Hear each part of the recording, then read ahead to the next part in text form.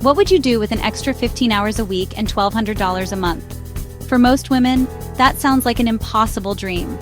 But today, I'm sharing the true stories of 5 ordinary women who created exactly that kind of freedom using the 3-step feminine minimalism process I shared last week. No trust funds, no 6-figure salaries, just strategic decisions that completely transformed their lives in less than a year. Their stories aren't just inspiring, they're a blueprint you can follow starting today.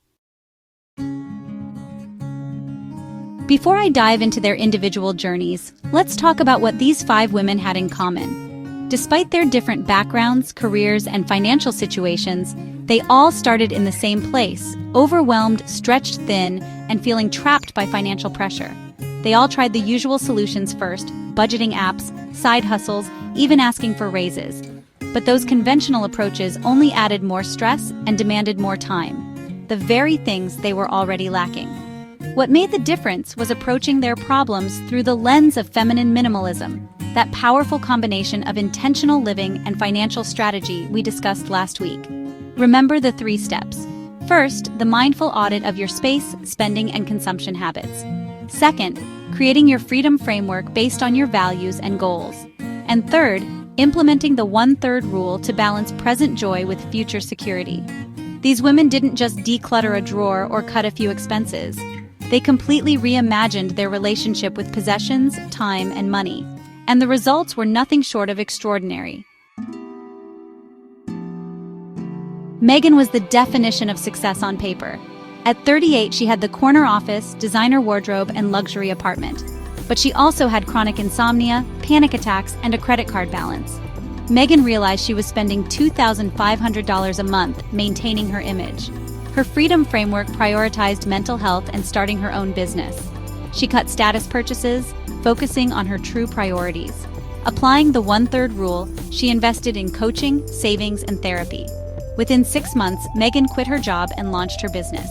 She worked with clients she enjoyed and earned the same income in less time. Her minimalist approach became her competitive advantage. Today, her wardrobe is half the size but perfectly tailored. Her apartment is simpler but feels more like home. Instead of Sunday night panic attacks, she feels Monday morning excitement. Taylor, 42, had been talking about writing a novel for 20 years. A middle school English teacher with 2 teenagers, she loved her job but couldn't seem to find time or energy for her own creative pursuits. Her apartment was filled with writing books she never opened, expensive journaling supplies she rarely used, and stacks of half-started manuscripts. Meanwhile, she was constantly juggling bills and picking up extra tutoring hours to stay afloat financially. Taylor's mindful audit revealed a pattern. She was compensating for not writing by buying things related to writing. She was also spending hours each week shopping for and organizing possessions her family barely used. Her freedom framework centered on creating space, both physical and mental, for creativity. She simplified her home dramatically, reducing cleaning time by 5 hours weekly. She canceled subscriptions and services that weren't essential, freeing up $320 monthly. Following the 1/3 rule, Taylor used some savings for a writing retreat, immediate joy, some to pay down credit card debt, security, and some to hire a teen neighbor for lawn care, investment in time for writing. The defining moment came 3 months in, when Taylor realized she'd written more in 90 days than in the previous 5 years. With consistent daily practice in her newly created writing space, she completed her manuscript within 7 months. Using some of her savings, she hired a professional editor and cover designer. Instead of letting her book sit in a drawer, she pursued publication and signed with a small press by the end of the year. Taylor didn't quit her teaching job. She loves it. But she's now published 2 books and has a small but growing royalty income. More importantly, she's living her identity as a writer, not just dreaming about it. At 29, Aisha was drowning in $67,000 of student loan and credit card debt. Her apartment was filled with beautiful things, but her bank balance never seemed to grow. As a graphic designer, she earned good money but felt trapped in her expensive city because of her specialized job. Aisha's mindful audit was a wake-up call. She discovered she was spending almost $1,800 monthly on her apartment, a place she mostly used to sleep because she worked such long hours.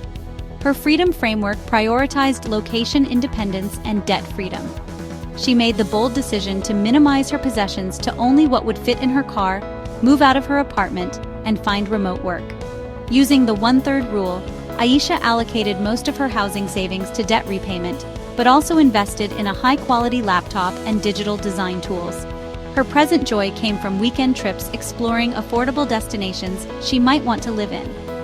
Within 3 months, Aisha had negotiated a remote position with her current employer and relocated to a coastal town with living costs 40% lower than her previous city. By month 6, she had paid off her highest interest debt and built skills in a specialized design niche that allowed her to command higher rates. The most unexpected benefit came at the 9-month mark, when Aisha landed her first international client. Now she works from a different country every few months while aggressively paying down her remaining debt. She's on track to be completely debt-free by next year, a goal that once seemed decades away. Aisha says the key was realizing she didn't need to earn more. She needed to structure her life differently. By minimizing her possessions and housing costs, she maximized her freedom and financial progress. Renee, 36, was the mom who seemed to do it all. With 3 kids and a part-time job, her days were a blur of activities and household management. Despite working and budgeting, her family was barely breaking even. Her home was packed with kids' toys and supplies, creating more chaos than value. She was constantly exhausted and feeling guilty for not being more present. Renee's mindful audit focused on time and resources. She tracked every hour and dollar for a month and discovered they were overspending on kids' activities. Her freedom framework prioritized family connection and financial stability. She involved her kids in simplifying their schedules and home. Together, they simplified their lives. Using the 1/3 rule, Renee allocated savings to family activities, a college fund, and a garden. The transformation was remarkable. With fewer activities and possessions, Renee engaged more with her children. The garden reduced their grocery bill and taught valuable skills. By month 8, Renee reduced her work hours without financial strain. She started a neighborhood produce co-op, connecting local families. Today, Renee's home is spacious, her schedule has breathing room, and her family is building real wealth. The greatest benefit is truly enjoying her children during these fleeting years. Not all minimalist transformations happen in early adulthood. Vivian was 60 when she realized her retirement savings wouldn't support her lifestyle. After a divorce and career setbacks, she feared working into her 70s. Her home was filled with decades of accumulated possessions. Her spending habits remained those of a 2-income household. Vivian's mindful audit covered her current spending and future needs. She realized she was holding on to possessions and lifestyle expectations that no longer served her. Her freedom framework centered on creative sufficiency and social connection. She reimagined her third act as an opportunity to design a life with less money, but more satisfaction. Using the 1/3 rule, Vivian allocated resources to a photography course, retirement strategy, and renting her spare bedroom. The results unfolded gradually but profoundly. By selling rarely used valuable items, Vivian boosted her retirement fund. Simplifying her home reduced maintenance costs and created space for a housemate. Her photography skills led to a small side business and new friendships. Her minimalist lifestyle attracted younger women seeking her wisdom. By month 10, Vivian launched a coaching practice helping women navigate life transitions. This business now supplements her retirement income and provides meaningful work. These 5 women, Megan Taylor, Aisha, Renee, and Vivian, started in different places and created different outcomes. But the common thread in their journeys is the power of aligning your environment, spending, and goals through feminine minimalism. They didn't just declutter their homes, they decluttered their obligations, expectations, and financial drains.